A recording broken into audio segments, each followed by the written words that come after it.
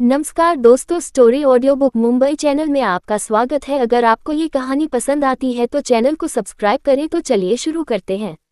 अगले दिन हर्षवर्धन के घर पर माहौल काफी शांत था। अनाया और हर्षवर्धन एक दूसरों को बाहों में भरे हुए आसमान में उगते सूरज को देख रहे थे।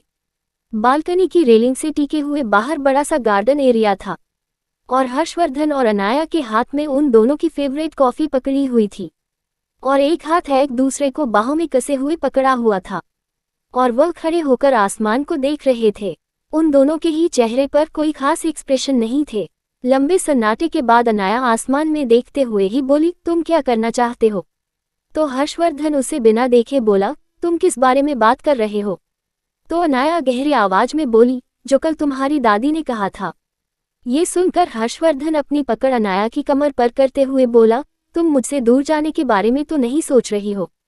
तो अनाया अपनी आंखें छोटी करके उसे घूरते हुए बोली, क्या सच में तुम्हें लगता है कि तुम मुझसे पीछा छुड़ा सकते हो? क्या तुम्हारे लिए मैं इतनी आसान टारगेट हूँ? ये सुनकर हर्षवर्धन को हल्की हंसी आ गई। वह नीचे झुका और अनाया के होठों पर किस करते हुए गंभीर आवाज में बोला, उसमें सोचने वाली कोई बात नहीं है। मेरी दादी बस बकवास कर रही है। तो अनाया गहरी आवाज में बोली, बात इतनी सिंपल नहीं है। मैंने उनको कहा, वह इतनी आसानी से इन सबको नहीं जाने देगी। वह पहले ही मेरे लिए अपने दिल में नफरत पाल चुकी है। ये सुनकर हर्षवर्धन बिना इमोशन की बोला, ये नफरत बेवजह है। उन्हें लगता है कि तुम्हारी वजह से मैं रावत खानदान को अहमियत नहीं दूंगा और मैं अपने मकसद से भटक जाऊंगा और रावत परिवार का विकास इतना ज्यादा नहीं होगा जितना होना चाहिए है, इसीलिए वह ये सब कुछ कर रही है। ये सुनकर अनाया आसमान की ओर देखकर बोली, उनकी सोच अभी भी नहीं बदली। उनके हिसाब से सब कुछ रावत खानदान हमें हुआ है। अगर रावत परिवार के लिए कभी तुम्हें कुर्बान करना पड़ा तो वह पीछे नहीं हटेगी। ये बोलते हुए उसने गुस्से में अपनी मुट्ठियां कस ली। हर्षवर्धन ने भी उसकी पकड़ को महसूस किया था। वह उसकी कमर को हल्के से सहलाते हुए बोला, शांत हो जाओ सी। वह बस ख्वाब देख सकती है। उनके पास वह नहीं काबिलियत है और ना ही वह कुछ कर सकती है। उन्हें अभी भी लगता है कि रावत इंडस्ट्री उनके हिसाब से चलेगी और रावत खानदान भी, लेकिन वह नहीं जानती कि सालों पहले ही हर्षवर्धन रावत इंडस्ट्री और रावत खानदान को अपने अधीन ले चुका होगा। वह अपनी मनमानी कर पा रही है क्योंकि मैं उन्हें दे रहा हूँ मेरा उठाया हुआ सिर्फ एक कदम और वह अपनी सारी प्रतिष्ठा को फन देगी। ना ही वह कंपनी में कोई डिसीजन ले पाएगी, ना ही वह परिवार में कुछ बोल पाएगी। ये सुनकर अनाया को तसल्ली हुई हालांकि उसे अपने पति पर यकीन था, लेकिन उसे लग रहा था कि मीनल देवी उसकी दादी है, इसीलिए वह कहीं कमजोर ना हो जाए। हर्षवर्धन अनाया के दिल की बात समझ गया। वह उसे अपनी बाहों में करते हुए बोला, सब कुछ देखो। वो आसमान को देखकर बोला, बीवी तुम्हें जितना भी देख रहा हूँ सी, उतना भी कमजोर नहीं हूँ। मैं अपने ऊपर हुए हर नाइंसाफी का बदला ले सकता हूँ। बात सिर्फ इतनी थी कि पहले मेरे पास कोई मकसद नहीं था, ना ही जीने की कोई इच्छा थी, लेकिन जब तुम मेरी जिंदगी में आई मेरे पास जीने की इच्छा आए और जब मुझे पता चला कि मेरे मॉम डैड अभी भी जिंदा है तो मुझे एक उम्मीद की किरण मिली कि मैं अभी भी एक खुशहाल परिवार बना सकता हूँ।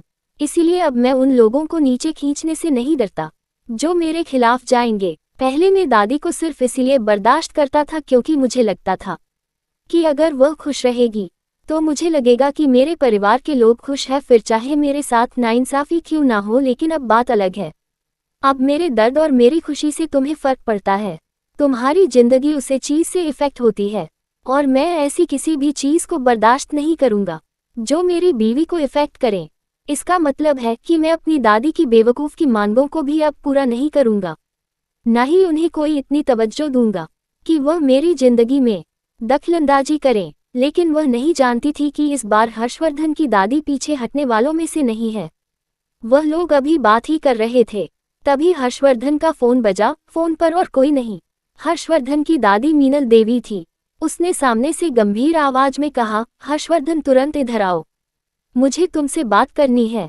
हर्षवर्धन, जिसने कल बहुत मुश्किल से खुद को शांत किया था, वह दुखी आवाज में बोला, दादी माँ आपको कुछ काम है तो आप फोन पर ही बता दीजिए। मैं काफी बिजी हूँ, मैं नहीं आ सकता। ये सुनकर मीनल देवी को गुस्सा आया। वह गुस्से में चिल्लाकर बोली, मुझे पता है तुम कहाँ बिजी हो, तुम अपनी बीवी के पल्लू में छुपे हुए हो। तुम्हें यहाँ तक नहीं पता कि कंपनी में कितनी बड़ी प्रॉब्लम आ गई है। शेयर होल्डर मीटिंग के लिए मुझे फोर्स कर रहे हैं और मुझे भी इनविटेशन मिला है। तुम अभी भी उस लड़की के पीछे पड़े हुए वो मानती थी कि वह लड़की खूबसूरत है, यहाँ तक कि पेंटिंग भी अच्छी कर लेती है, लेकिन बिजनेस की दुनिया में उसका कोई नाम नहीं है और वह तुम्हारी मदद नहीं कर सकती। अच्छा होगा कि तुम जल्द से जल्द उससे पीछा छुड़ा लो। मैं तुम्हारे लिए पहले ही एक लड़की खोज ली है।